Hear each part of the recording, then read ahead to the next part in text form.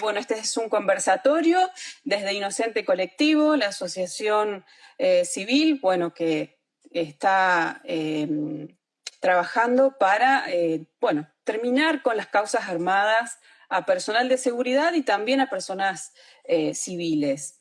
Por lo tanto, este conversatorio tiene que ver con una de esas causas ocurrida en Córdoba en el año 2001, que es la causa Hugo Cánovas Brada, que fue condenado en julio del 2017 a 17 años y 5 meses de prisión por el asesinato de David Moreno, que ocurrió el 20 de diciembre de 2001. Una causa que ya lleva 23 años y un poquito más.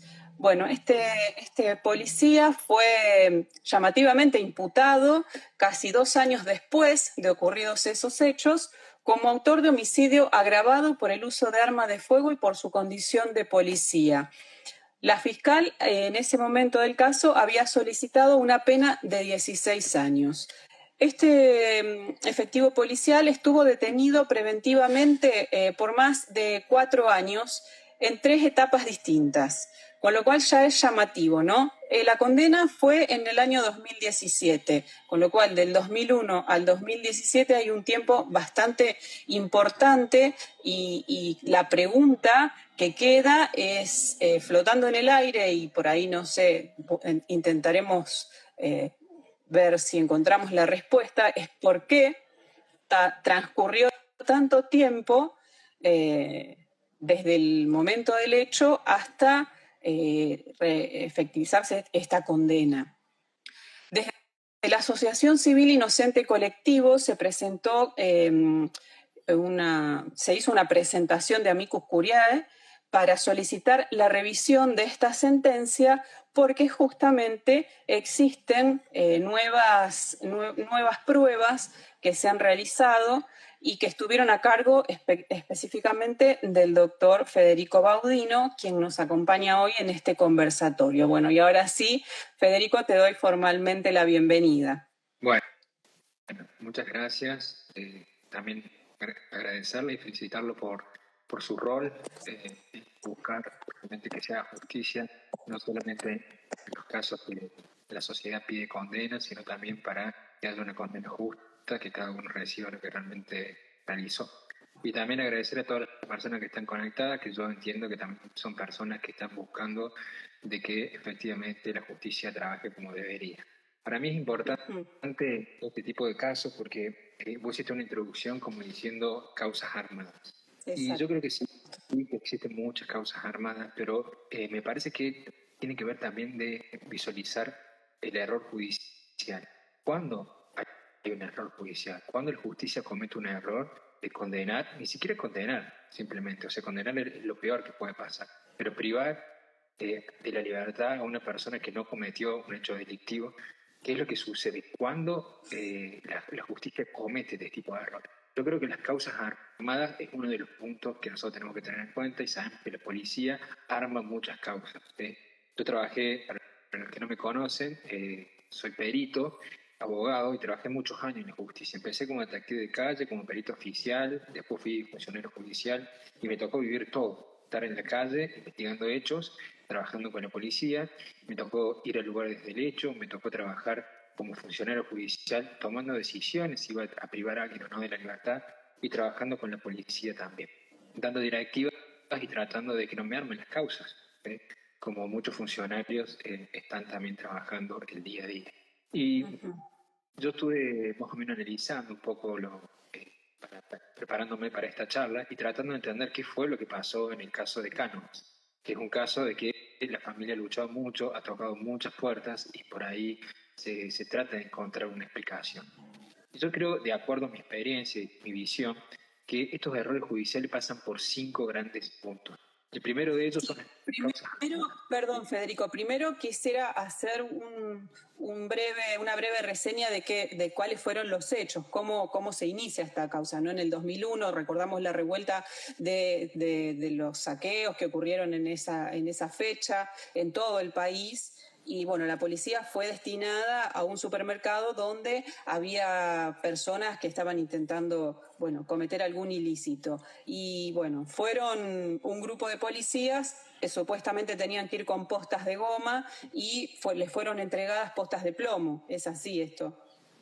Exactamente. Sí, hay Bien, algunos policías con el desconocimiento total de cómo lo estaban, qué arma le estaban dando, se dejaron llevar simplemente por lo que le dio los superiores y realizaron los disparos pensando que eran balas de goma. claro. Pero acá más que nada uno de los puntos principales que se cuestiona en este caso es que hubo varios heridos en este intercambio de agresiones entre los manifestantes y la policía, y entre esos heridos hubo heridos de arma de fuego y también bueno, terminó la muerte de Moreno. El tema principal Sí. es que de donde estaba ubicado Cánovas no hay posibilidad de que haya impactado en la víctima.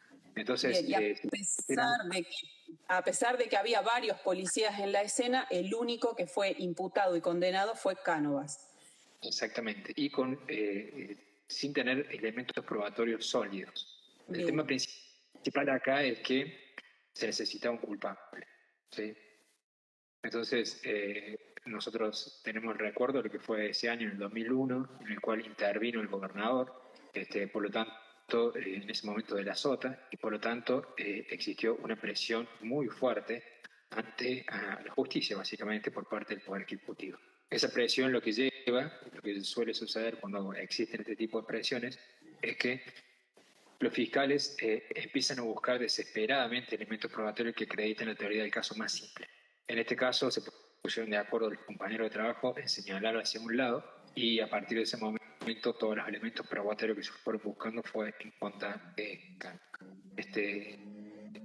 No es tan ilógico que eso suceda porque el Ministerio Público empieza a investigar y de repente todo lo empiezan a acusar a él. Lo que es ilógico es las cosas que pasaron en este caso, ¿sí? Que ya los voy a empezar a contar, pero sí me gustaría, antes de adentrarme en la injusticia que se vivió en este caso, desde el punto de vista procesal, desde el punto de vista pericial y por supuesto jurídico, me gustaría hacer un hincapié en que cuando hay un error judicial y luego tocar, en este caso puntual, a mi modo de ver, cuáles fueron las circunstancias que se dieron para establecer que ese error judicial llegó por no solamente una causa armada, sino por también participación de los peritos y también por esa presión social. Entonces, a modo de introducción, me gustaría comentarles a aquellos que están del otro lado, es que las causas armadas, es decir, cuando la policía interviene para armar un hecho con prueba falsa, es algo netamente policial que lleva justamente al error del Ministerio Público Fiscal.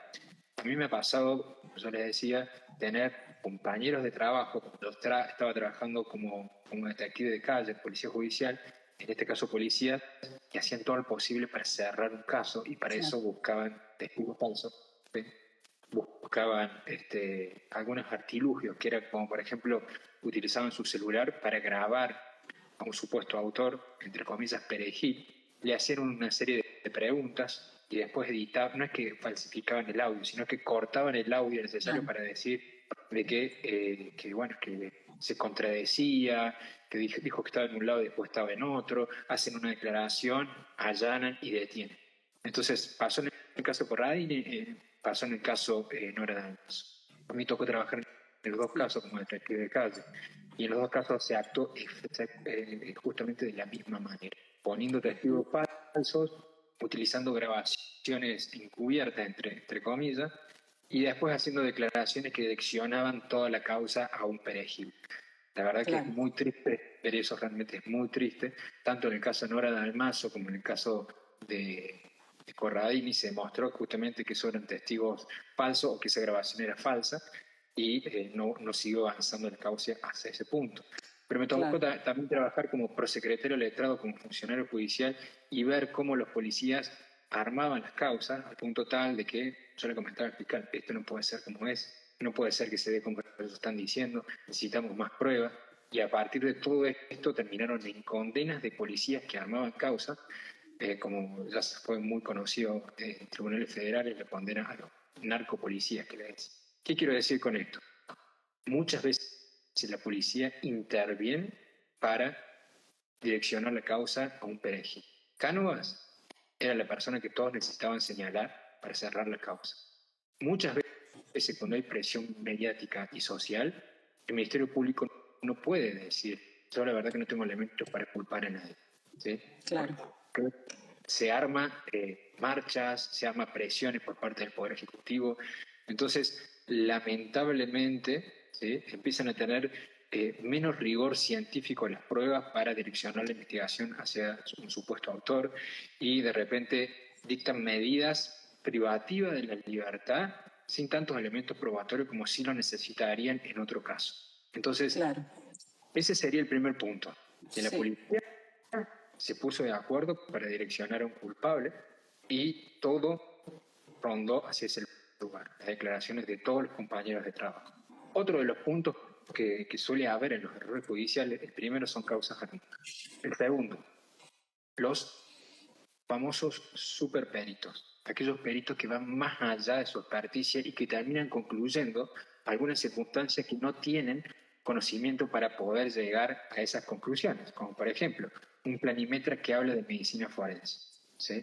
De repente una persona que no se formó y que no tiene experiencia en reconstrucciones conceptuales, porque es arquitecto, de repente está trabajando haciendo suposiciones que van más allá de su experticia. Eso es uno de los clásicos errores judiciales, que el fiscal se nutre de esa información porque lo dijo un perito oficial y a partir de que lo dice un perito oficial, lo utiliza justamente para avalar su teoría del caso. Claro. Entonces, Se considera como válido. pero porque le sirve al fiscal. Y eso lo he visto muchas veces. O sea, ahí se necesita que los abogados estén despiertos, que pongan peritos de parte y que los peritos de parte cuestionen ese perito oficial. Pero no solamente que lo cuestionen luego de presentado el informe, que lo vas a charlando con ellos, como diciendo, si vos llegas a decir esto, yo te lo voy a cuestionar por esto y esto. No puedes decir esto. Entonces ellos, en ese preciso momento, se dan cuenta que no pueden ir más allá de sus partes. Entonces, son puntos que nosotros tenemos que tener en cuenta. En este caso, pasó que un arquitecto se puso a hacer una reconstrucción conceptual de un hecho, de cómo podría haber estado posicionada la víctima, y yendo un poco más allá de su experticia, hablando de rastros de sangre sin tener conocimiento, hablando de medicina forense, sin hacer trabajo interdisciplinario con los especiales. Yo fui el creador de la Oficina de Reconstrucción Virtual de Policía Judicial. A partir de esas técnicas, lo que nosotros hacemos es reunir a los expertos y hacemos reuniones interdisciplinarias para que cada experto trabaje en esa reconstrucción conceptual. En este caso no pasó. En este caso, gente de un gabinete que no están especializados en la temática se ponen a concluir yendo más allá de su expertise. Me ha tocado a mí trabajar casos en el cual yo he visto justamente un planímetra que ahora ya está jubilado, cuestionar al médico forense y la fiscal en un acta dejando constancia de lo que dice el planímetro porque él era conteste a su teoría del caso. Entonces son puntos que lleva a error judicial.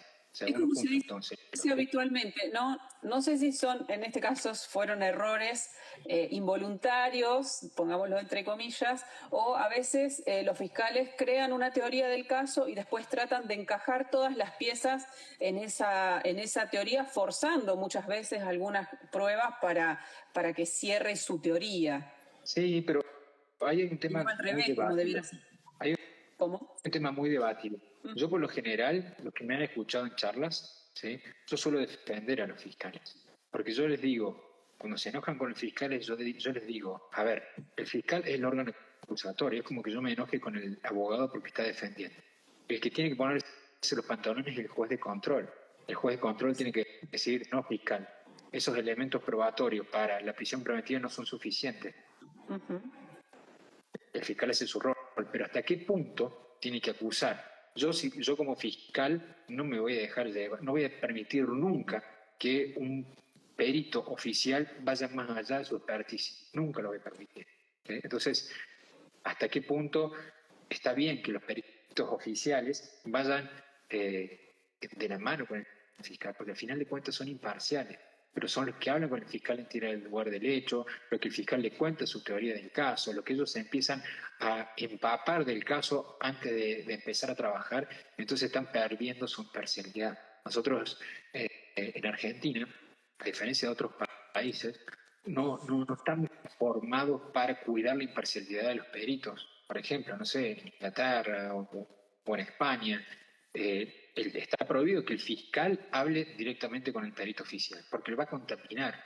va a contaminar su independencia. Entonces el fiscal lo que va a hacer es hablar con el jefe del perito oficial para preguntarle cuáles son las pericias, cuáles son los puntos periciales, cosas de que no lo contamine. Y si va a hablar con el perito oficial, tiene que estar el abogado defensor, porque si no termina siendo el perito de la fiscalía y se empiezan, los márgenes de errores se incrementan. Hay montones de estudios que hizo el FBI justamente viendo cómo se elevan los márgenes de error cuando se contamina la imparcialidad de los peritos oficiales. En el caso Cannabis pasó de todo. ¿Sí? ¿Cómo se armó la causa? Digamos, ¿cómo llegó a estar imputado? ¿Cuáles fueron las pruebas que se presentaron en ese momento y que fueron avaladas para la condena? Digamos, y que después, bueno, con los distintos estudios que vos hiciste, pudieron comprobar que no era así. Mira, empezaron con las declaraciones testimoniales de los compañeros policías, ¿sí? Que inicialmente no estuvieron, pero después cuando tuvieron que buscar un culpable, eso influyó mucho en que el Ministerio Público vaya directo hacia ahí. El principal problema fueron las pericias que marcaron de que tanto balística, medicina forense, análisis de rastro de sangre, de que el disparo habría venido de donde estuvo Canoas, ¿sí? Siendo que tuvo una gran cantidad de inconsistencias en las declaraciones testimoniales, que en el momento que él estaba ahí, estaba aprendiendo a un supuesto autor, así que no podría haber disparado. Pero supongamos que él estaba en ese lugar. Los rastros de sangre no daban en 1.000.000 de años de que él esté posicionado ahí para que el disparo haya sido recto. Entonces, ¿qué pasó? Cuando hicieron la reconstrucción del hecho se dieron cuenta de que no pasaba esto, entonces tuvieron que hacer una modificación y en planimetría modificaron la ubicación del rastro de sangre, entendiendo de que un testigo en la reconstrucción del hecho había dicho que estaba en este lugar. Es algo que yo no había visto nunca en la vida, Claro. nunca en la historia había visto de mi 24 años como vinculado a la investigación criminal, había visto que modifiquen prueba técnica objetiva legalmente incorporada a partir de los dichos de un testigo. Entonces, una vez que modificaron los rastros de sangre, empezaron a analizar y dijeron, bueno, de acuerdo a esta reconstrucción de los hechos, balística, medicina forense, rastro de sangre, el disparo tendría que haber venido desde ahí, desde ese lugar estaba acá. Eso fue básicamente las inconsistencias, pero yo quiero seguir desarrollando y ya voy a volver de vuelta a ese tema, porque en realidad hay algunas cosas que nosotros tenemos que tener en claro. Nosotros tenemos que tener un cierto rigor científico para incorporar determinados elementos probatorios en el proceso penal. Y cuando no tenemos ese rigor científico, nosotros no podemos incorporarlo. En este caso se dio de que había una falta de cientificidad en su trabajo. ¿Sí? ¿Por qué? Porque hicieron dibujos a mano alzada, no fueron reuniones interdisciplinarias y no trabajaron con la tecnología necesaria para hacer un relevamiento del lugar del hecho y establecer la posición de víctima y victimario como sí se hace ahora. Entonces, yo empezaba con las cinco circunstancias que llevan a errores judiciales. La primera, causas armadas. ¿Sí? En este caso, todos los policías yendo en contra de una sola persona, pero porque se pusieron de acuerdo. Segundo, peritos que van más allá de su experticia. Tercero, falta de cientificidad en las conclusiones periciales. Es decir, que para que se incorpore una conclusión pericial en un proceso penal, tiene que dejarse regirse por los principios Lauer. Estos principios establecen de que tiene que tener ciertas condiciones la prueba técnica para ser incorporada en un proceso penal. Esas condiciones, por ejemplo, es que tenga revisión de los pares, que sea publicada, que tenga márgenes de error. ¿Sí? Ellos hicieron una reconstrucción conceptual más allá de su experticia sin un rigor científico determinado. Establecieron cómo se podría haber caído, cuál era la ubicación de los rastros de sangre, la posición de víctima y victimario, sin los elementos necesarios que se están trabajando hoy, que tienen un grado de cientificidad mucho más alto. ¿Sí? Entonces, cuando nosotros incorporamos, eso ha pasado también Innocent Project, que ustedes por supuesto que lo conocen, en Estados Unidos, empezó a reabrir causas utilizando nuevas tecnologías, diciendo esa técnica es obsoleta, esa técnica no está avalada por la comunidad científica. Ahora tenemos nuevas herramientas. Entonces, a partir de eso se abrieron causas, y ya en ese project en el mundo hay más de 2.000 causas en las cuales se han modificado por el uso de herramientas informáticas y tecnológicas. En este caso puntual, si se hubiera hecho al día de hoy, que fue uno de los principales puntos que nosotros hablamos en nuestro trabajo, los principales puntos se refieren a que nosotros necesitamos utilizar herramientas actuales, tecnológicas, para reducir estos márgenes de error. Entonces, si nosotros tenemos una planimetría hecha a ojo, a ojímetro que le dicen, o con los odómetros, que cuando vas caminando con esa ruedita, cuando sube y baja, ya cambia la medida y ellos te lo marcan, nunca te analizan la altimetría, te lo marcan todo plano, entonces los márgenes de error son extremadamente altos. Entonces, lo que se propuso, por lo menos a partir de mi trabajo, es hacer una revisión completa del caso y utilizar técnicas actuales para poder trabajar esa reconstrucción conceptual, que son técnicas que hoy en Córdoba se están utilizando en todos los casos de este tipo, justamente cuando no se conoce bien de dónde vino el disparo.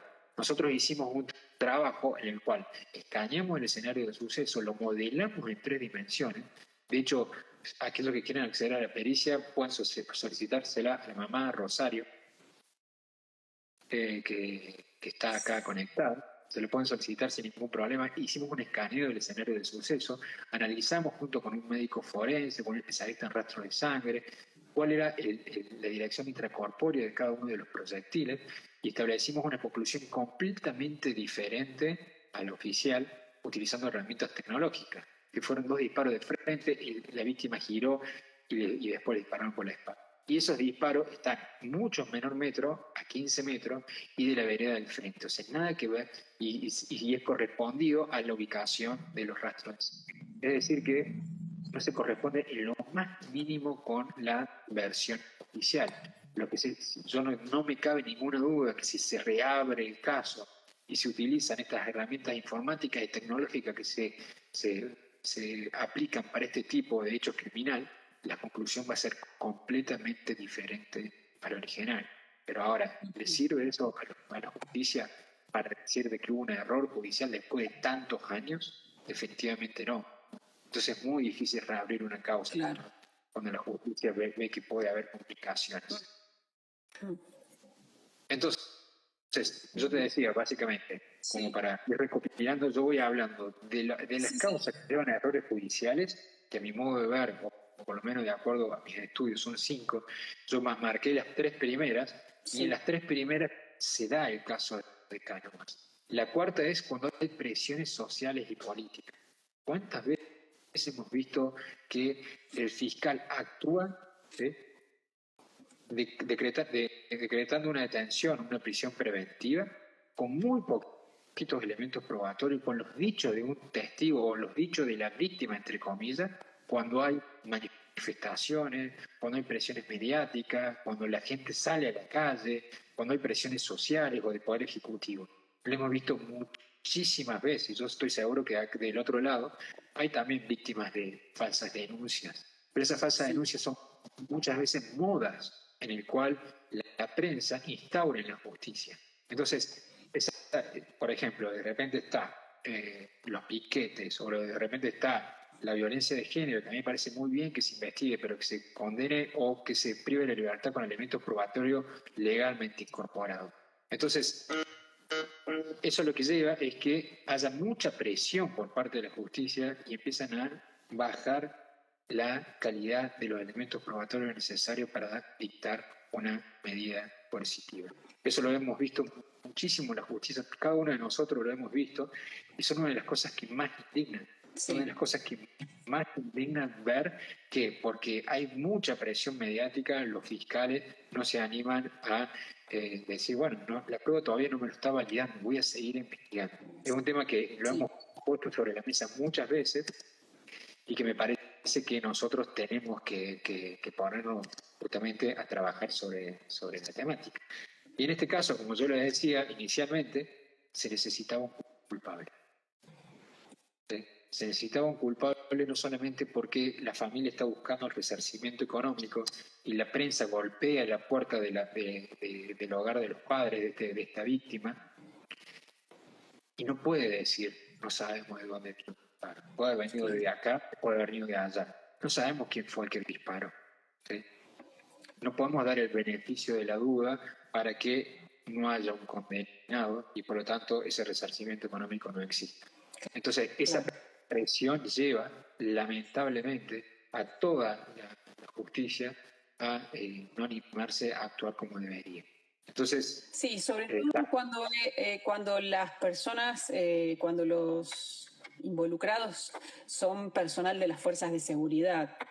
Es imposible dictar una medida más leve en el caso cuando se trata de personal policial involucrado.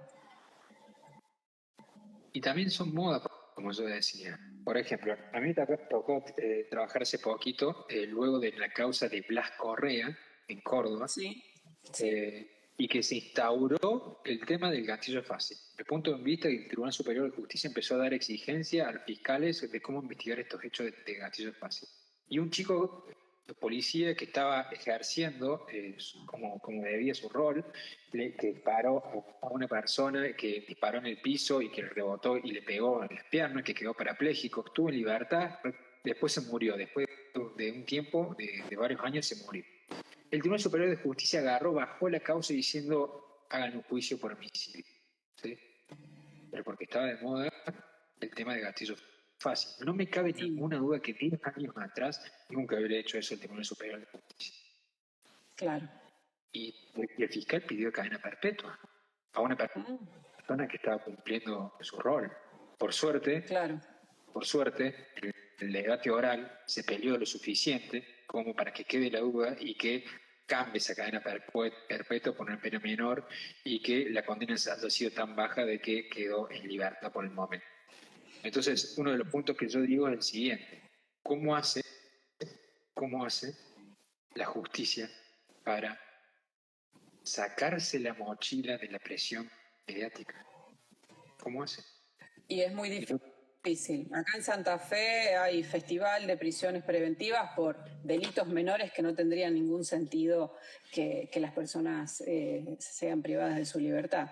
Pero De repente hay es una difícil. amenaza eh, o, o una amenaza del varón hacia la mujer, en el cual después se arreglaron, después se separaron, pasaron 3 años y lo están llevando a juicio cuando no tiene ningún sentido que ese chico pierde el trabajo, ni siquiera tiene contacto con la víctima, pero de repente hay tantos protocolos por el tema de la violencia de género Sí. que aparecen estas cosas incoherentes que no hubieran existido tiempo atrás.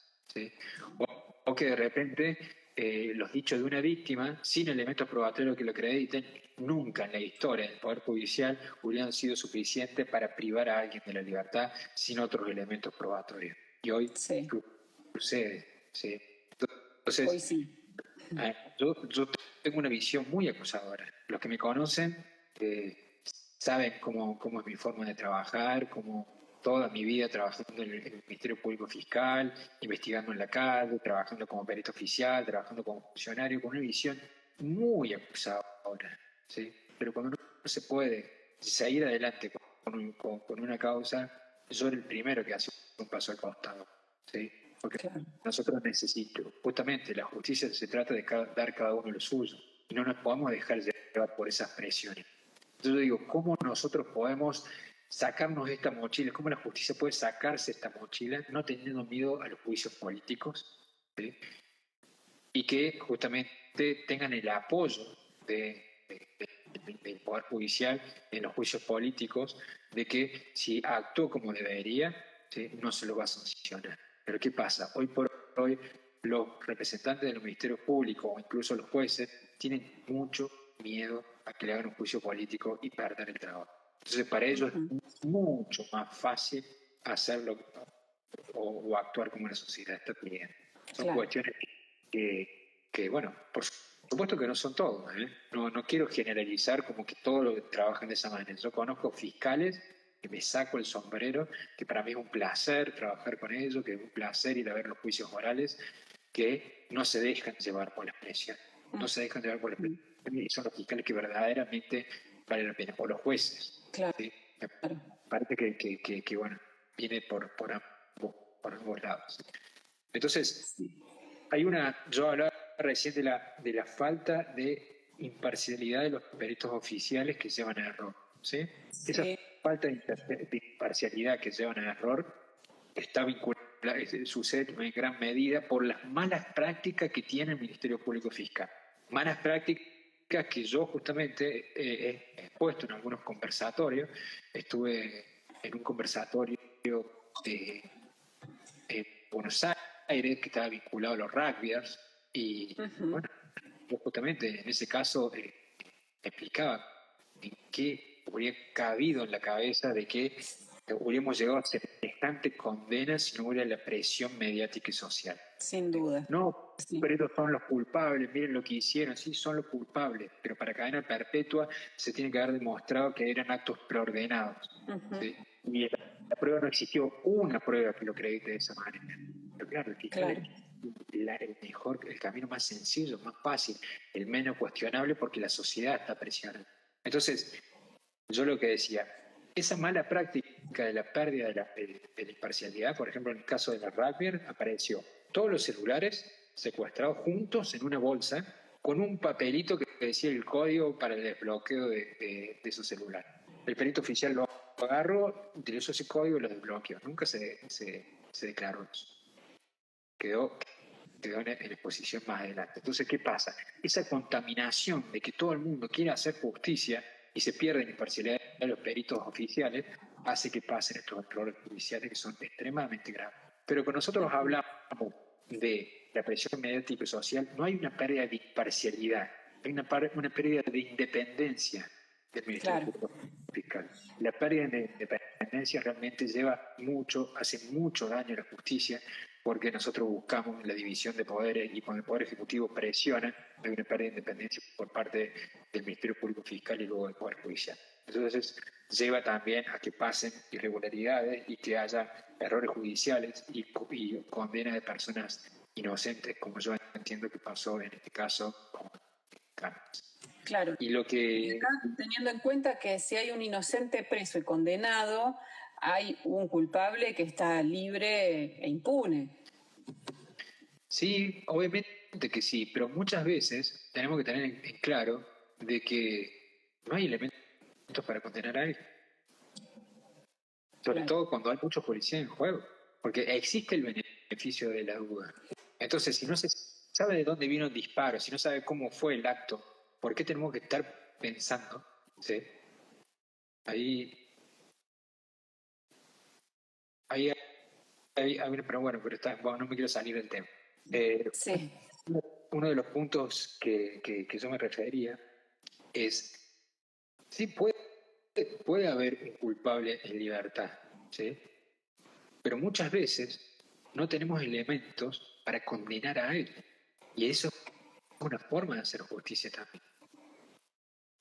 Que si no sabemos de dónde viene el disparo, seamos claros y digamos, sí, puede haber venido acá, también puede haber venido acá, puede haber venido acá. El beneficio de la duda, no vamos a condenar a nadie. Y la sociedad lo tiene que entender de manera positiva.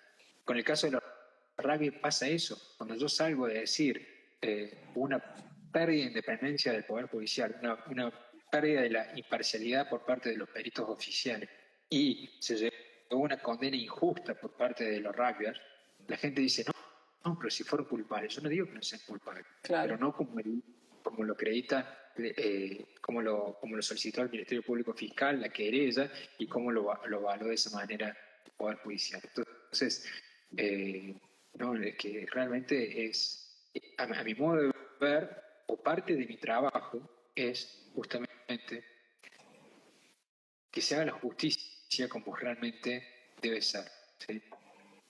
Que los fiscales y los jueces sepan que tienen que cuidar su independencia y tienen que cuidar la imparcialidad de los peritos oficiales. Que no hay nadie que sea el dueño de la verdad, que uno la busca la verdad, pero también está la posibilidad de que no se encuentre y no está mal. Hay que educar a la sociedad en ese sentido. Sí, bueno, para no dejar sin respuesta a la persona que consultaba sobre la pena a los rugbyers, lo que entendí que estabas comentando es que la pena fue muy alta y no pudo probarse verdaderamente todos los supuestos de la acusación en relación al delito. Nadie dice que no lo cometieron, pero no en las condiciones en las que fueron presentadas por la acusación y por la cual los jueces avalaron.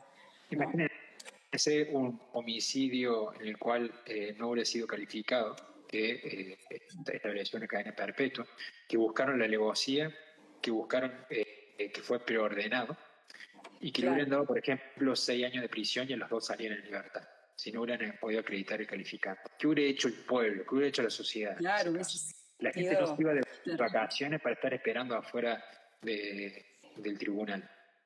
Sí. ¿Qué hubiera sucedido? ¿Sí?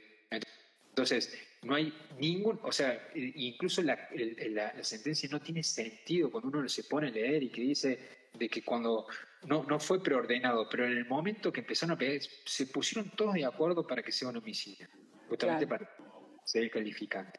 Realmente nadie encuentra un asidero desde ese punto de vista. Realmente es muy difícil entenderlo, pero claro, vuelvo a lo mismo, le dan 6 años de prisión, 8 años de prisión, 4 años pueden empezar a salir, ¿y qué sucede con esto? Sí. Entonces, vuelvo a lo mismo. Entonces, ya recopilando, en primer lugar, causas armadas, los peritos que van más allá de su expertise, la falta de cientificidad de las pruebas que incorporan, que está vinculado a los criterios Dauber, las presiones mediáticas y sociales, y el último, cuando se trabaja con técnicas periciales obsoletas. ¿Cuántas veces? Bueno, el Innocent Project fue el 100% de los errores judiciales, no el 100%, no me acuerdo el porcentaje, creo que 90%, si no me equivoco, han sido por errores periciales, pero fueron porque utilizaron técnicas obsoletas. Claro. Entonces, si nosotros vamos adecuándonos con las técnicas modernas para reducir estos márgenes de errores, vamos a darnos cuenta de que si le incorporamos a la causa, vamos a tener menos posibilidades de errores judiciales. En el caso de Kahneman, 20 años atrás, se hizo lo que se pudo, se midió como se pudo, se trabajó con los peritos como se pudo, se podía haber hecho recreaciones de posición de víctima optimal en 3D y no se hizo, se puede haber hacer un escáner láser, no se hizo. Desde el punto de vista técnico pericial, al margen de todas las falencias y todo el direccionamiento injusto que hubo en la causa, la prueba técnica, la prueba técnica es obsoleta que se incorpora. Entonces, me parece que fue como lamentablemente y duele cuando uno trabaja en este tipo de casos, de decir qué difícil es poder trabajar para que se haga justicia cuando se da todo en contra de él. Los 5 puntos que yo estoy marcando que suelen llevar a errores judiciales se dieron en este caso. Entonces, ¿cómo hace la familia? ¿Cómo hace todos aquellos que quieren luchar porque haya justicia para que lo escuchen? Es muy difícil cuando se dan estos 5 puntos de manera consecutiva. Entonces, si hubiéramos logrado, no sé si todavía hay posibilidad, o si la familia sigue peleando, de que se reabra el caso, ¿sí? Yo no tengo dudas de que las conclusiones periciales van a ser diferentes con las tecnologías actuales. No me cabe ningún duda. Entonces, es un camino y es una lucha que es difícil, y ojalá que el esfuerzo que ha hecho su gente, la familia, sirva para otros casos. Yo sé que ellos piensan no solamente en Hugo, sino también en que se haga justicia por todas las personas que son inocentes, están privadas de la libertad, sean con condena o todavía en proceso. Claro. ¿Y cuáles son puntualmente las pericias que vos realizaste para que se incorporan, digamos, con nuevas tecnologías para poder probar cómo ocurrieron verdaderamente los hechos? Mira, cuando nosotros empezamos a trabajar en el caso, lo primero que hacemos es tener prueba técnica objetiva del escenario del proceso. Cuestión de que en ese momento no se hizo, de hecho la planimetría se fue modificando con el tiempo, es algo que es insólito. Entonces, lo que hicimos fue trabajar con un dron y modelar el escenario del suceso en 2D, vista de planta, y en modelo tridimensional para poder posicionar víctima y victimario.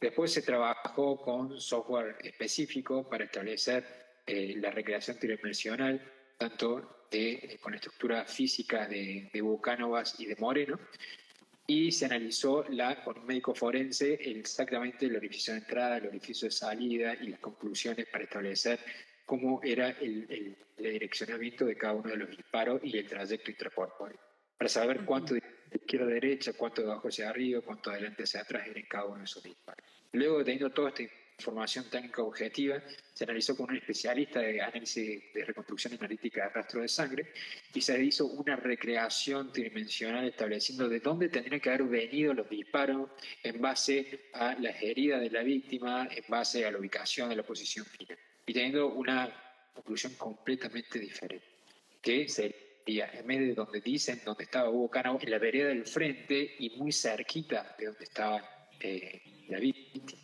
al punto tal de que el Tribunal Superior de Justicia reconoce en uno de tantos de sus fallos de que puede ser que uno de los disparadores estaba en el lugar donde nosotros dijimos, ¿sí?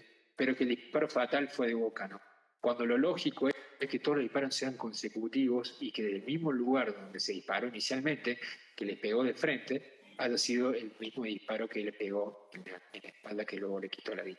Entonces, lo que nosotros proponemos en el trabajo es, de la misma manera que se ha trabajado con estas ONG como Innocent Project en Estados Unidos, incluso también en Argentina, es decir, tenemos nuevas herramientas, trabajemos como se debe en este caso, porque queda claro que hubo errores sustanciales en la incorporación de los elementos probatorios, simplemente porque fueron hace 20 años atrás, y la tecnología que se utiliza hoy es completamente diferente a la que se utilizó 20 años atrás. Entonces, que bueno, es ver los fundamentos que da el Tribunal Superior de Justicia para decir que no son tan ambiguos, ¿sí? No tocan el centro de la cuestión, son generalistas, es el famoso copiar y pegar. Entonces, claro. Nosotros tenemos en cuenta que muchas de esas resoluciones tienen un tinte distinto al que nosotros creemos. Aquellos que buscan la justicia ven el caso y analizan el caso puntual, pero en realidad hay que tener una foto más de atrás.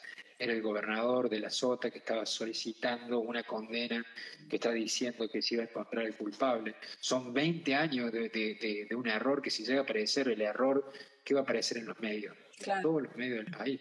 Entonces, son todas cuestiones en la balanza que se ponen en juego. Y eso no lo dicen los libros de derecho. Te hablan de derecho sobre esto. Pero bueno, sabemos que existe. Sí, sí, sin duda. Bueno, es terrible, ¿no? Esto de seguir viendo cómo se siguen armando causas. Acá en Rosario ocurrió, bueno, la emblemática causa armada Franco Casco, que, bueno, todavía hasta el día de hoy no se sabe cómo perdió la vida ese chico, pero sí, afortunadamente, todos los involucrados, personal policial, fueron absueltos, porque, bueno, se valoró lo que realmente había, la prueba que se presentó a lo largo de todo el juicio, y se pudo lograr la absolución de todos los efectivos, que eran 19 que llegaron a juicio. Primero habían sido procesados más de 30. Pero bueno, no es sencillo, cuando hay personal policial involucrado, llegar a buen puerto con las sentencias judiciales.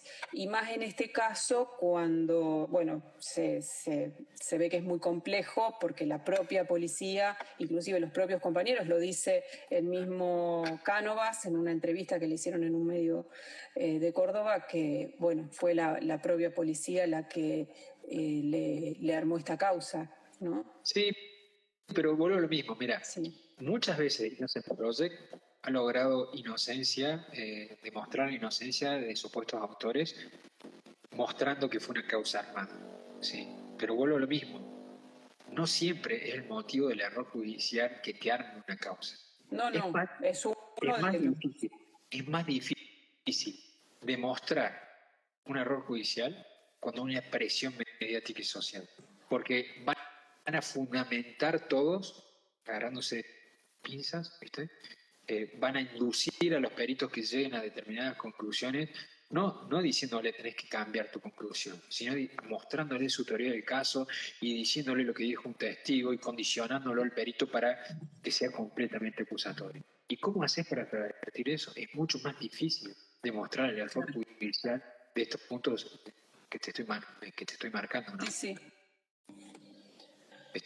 Pero bueno, yo creo que lo que se tiene que hacer acá es el trabajo colaborativo de los peritos oficiales, mostrando justamente cuando hay inconsistencia, de los peritos de parte, de los abogados defensores, ¿sí? De aquellos jueces que hay algunos jueces que son muy valientes. Ustedes, si ven el perfil mío, mi perfil de abogado Federico, van a ver una entrevista que yo le hice a un juez en el cual había una denuncia por parte de la víctima y que el Ministerio Público lo acusó diciendo que hay muchos elementos probatorios que así lo acreditan, detallándolo, y él pidiéndole disculpas a la víctima y diciendo, es más fácil para mí condenar, pero no hay elementos suficientes para hacer.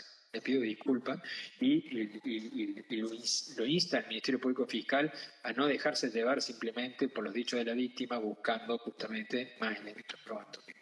Eso apareció en todos los medios, yo hice una entrevista y lo que nosotros necesitamos hoy por hoy son jueces valientes también, jueces que se animen a decir, no hay elementos probatorios, no me importa la presión que hay del gobernador o de los medios que están golpeando la puerta para hacerme una nota, no hay elementos similares al caso que tengo acá, que no lo conoce nadie, yo no voy a dictar esta prisión preventiva, ¿sí? Claro. Solicitar justificar. Entonces, a mí me parece que bueno, se necesita para evitar estos errores judiciales, valentía.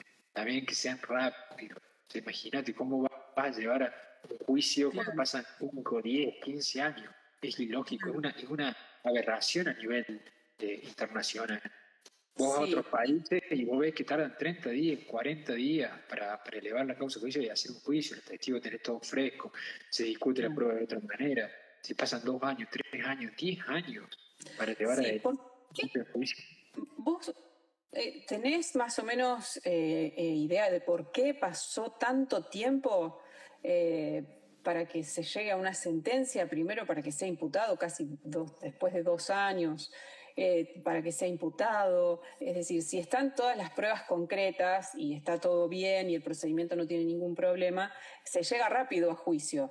Generalmente cuando las causas vienen medio complicadas, el tema de la prueba y demás, ahí es cuando se dilata mucho el tiempo. O cuando, bueno, pasa esto, ¿no? Que los jueces no tienen la valentía de tomar las decisiones que deben tomar. Acá ha habido un caso también de un linchamiento de un chico que se dilató por muchísimos años también para llegar a una condena y bueno, no tiene nada que ver con personal de las fuerzas, pero también Mira, yo no tengo la respuesta a lo que vos me estás preguntando, una respuesta técnica en el caso puntual, pero yo te diría algo más genérico. En todos los casos que sucede eso, es porque las pruebas no están claras. Claro.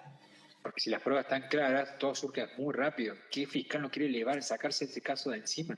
Cuando hay casos que hay presión, juntan todas las pruebas, ármanla. Yo me cansé de tener casos donde había presión mediática y social, y yo lo que hacía era rápidamente hacer la prisión preventiva, rápidamente hacer la elevación de causa a juicio, porque estaba toda la prueba y lo elevaba. Claro. ¿Sí? Entonces, ¿qué pasa? Cuando nosotros de repente pasa el tiempo, pasan los meses, pasan los años, es porque hay algo que no está muy claro que digamos.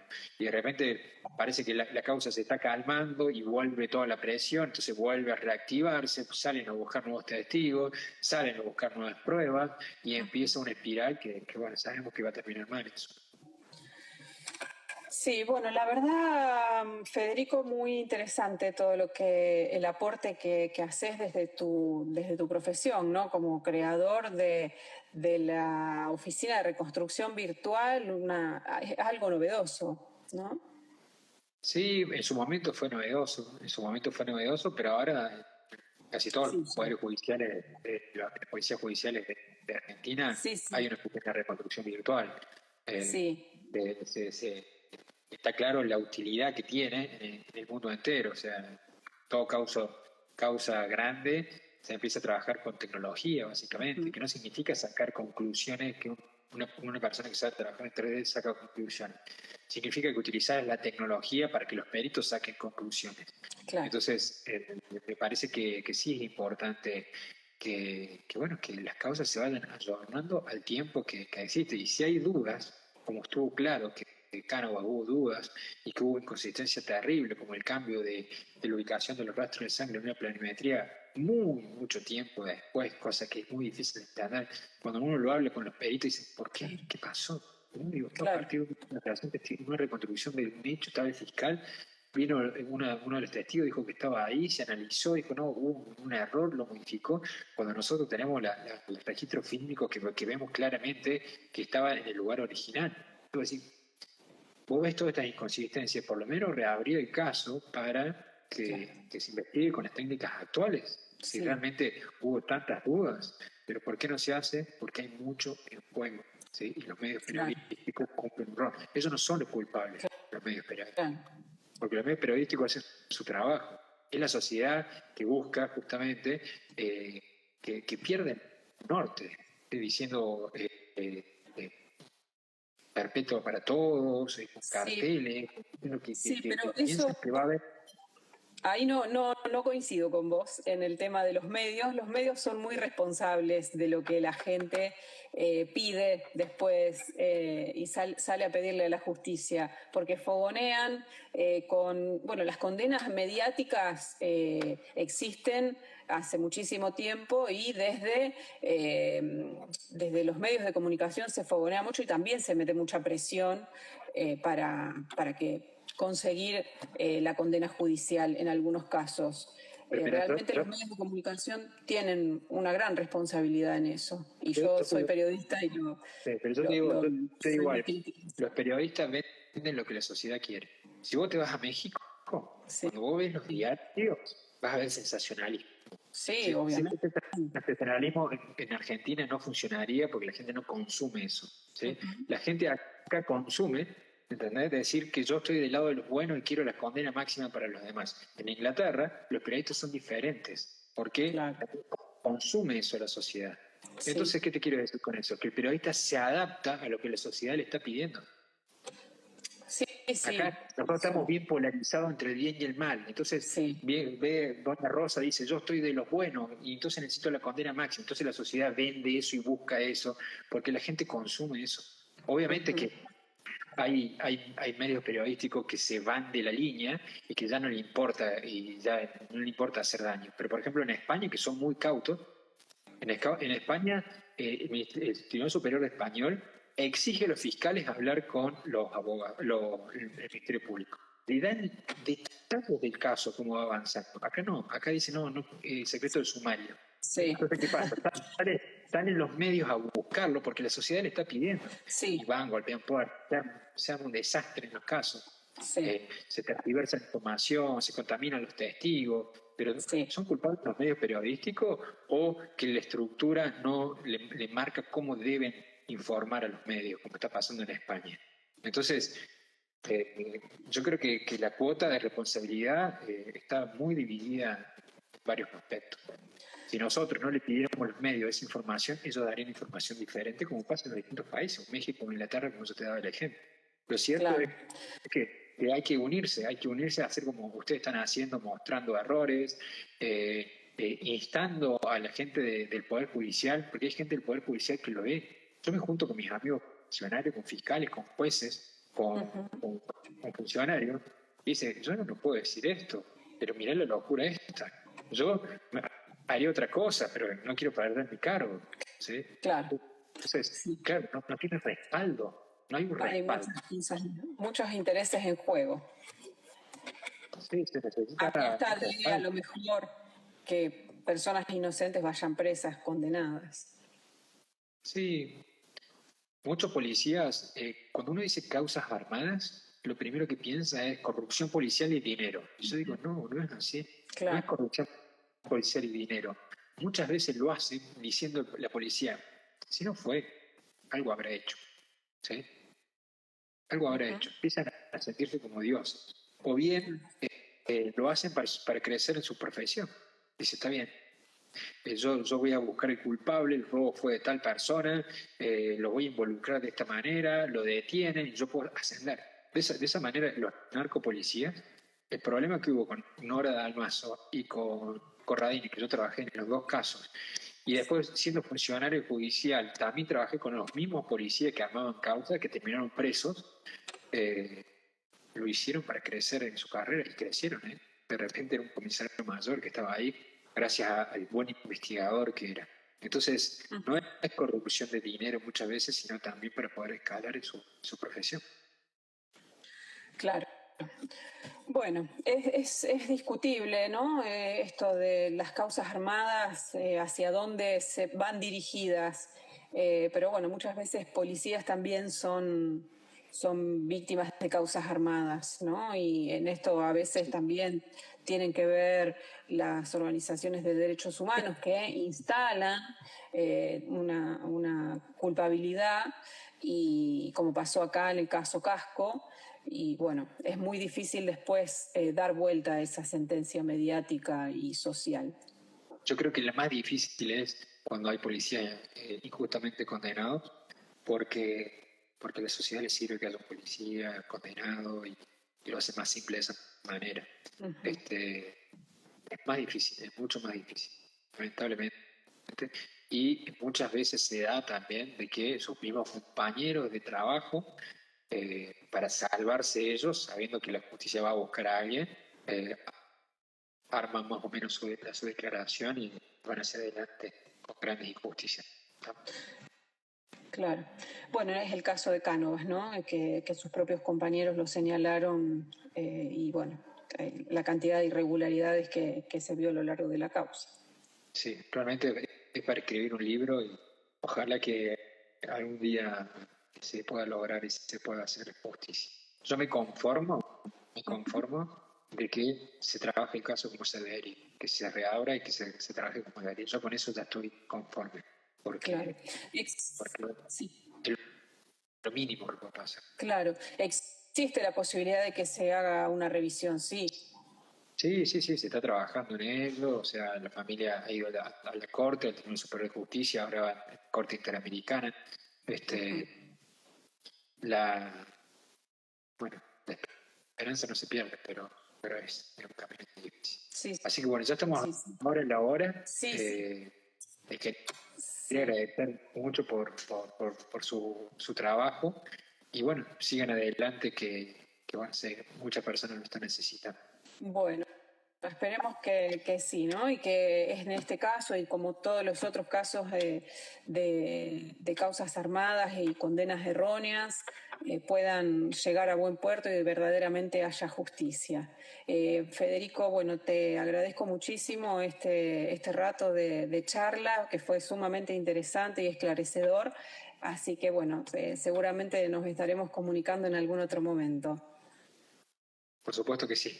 Muchas gracias y gracias a todos los que estuvieron presentes. Bueno, Será muchas hasta la próxima. gracias. Hasta la próxima. Bueno, también quiero agradecerle a todas las personas que estuvieron presentes en el conversatorio, compartiendo en el Instagram de Inocente Colectivo, escuchando, bueno, las consideraciones que hacía Federico Baudino, este perito sumamente experimentado y calificado para todas estas cuestiones, ¿no? Así que bueno, muchas gracias y nos volveremos a encontrar en algún otro momento con algún otro caso seguramente. Muchas gracias. Adiós. Hasta la próxima. Adiós.